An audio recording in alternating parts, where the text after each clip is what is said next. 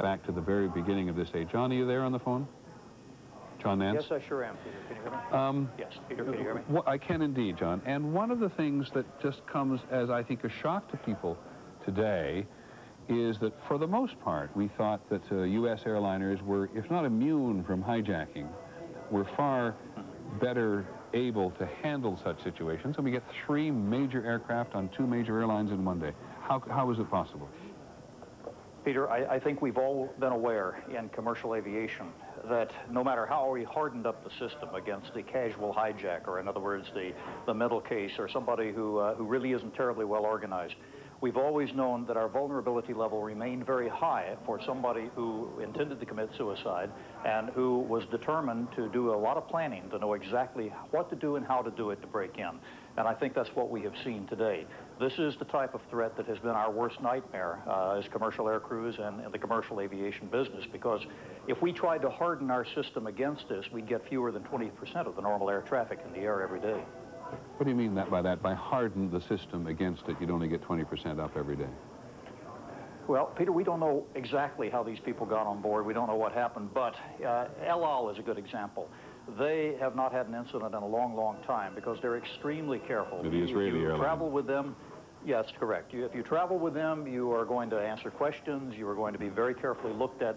They know who they carry, and that's one reason they've been so safe. But if we tried to apply that same level of security to the entire civil air traffic system of the United States, we would cut down the amount of air traffic by, well, down to 1/5. And that's probably being conservative. Is it your feeling, John, that at the moment, I realize you can't agree to this wholly given what's happened today, that the system is about as tight as the public will tolerate, given the extraordinary amount of air travel we do?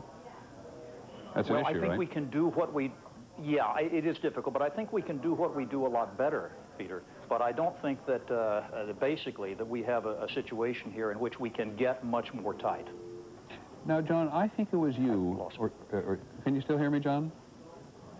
John Nance can't hear me for a second, but while they try to reconnect us with him, because he's so good on this particular subjects, I think it was John or earlier who said that the modern airplane, the 757 and the 767, were both involved today, are such sophisticated aircraft in the cockpit that they're actually simpler to fly.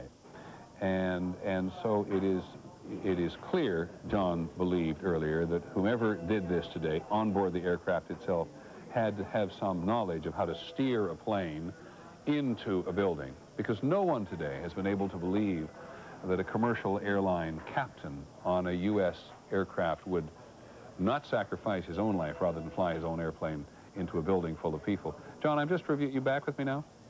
John Nance? Yes, I'm back with you. I'm just reviewing this notion you brought up earlier. I'm reviewing this notion you brought up earlier today, that someone who was determined to fly an aircraft into 2 buildings like this, 3 including the Pentagon, didn't have to be an expert flyer to get at the controls. Explain again, would you? Well, I think anyone who has, in our terms, a licensed pilot, even somebody who flew a smaller airplane, could manipulate controls of a jetliner once it got in the air. The problem is that if you're doing the planning for something this heinous, and you want to make absolutely sure that all of your aircraft reach their targets, you're going to want to put pilots who have some exposure to this type of airplane, or at least this class of airplane, into those seats. And that's why I don't believe that we had anything other than pilots that were put into this position, and probably the air crews, I'm speculating wildly, obviously, but I would imagine that the air crews that were assigned to those flights were probably killed very rapidly.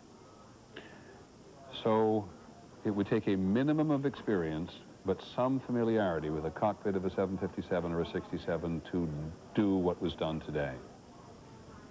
I believe so, Peter, because, saying, again, you know, that is what I'm saying. I'm saying that any pilot could get into those cockpits with an airplane in flight and physically pull and push and turn and manipulate that airplane.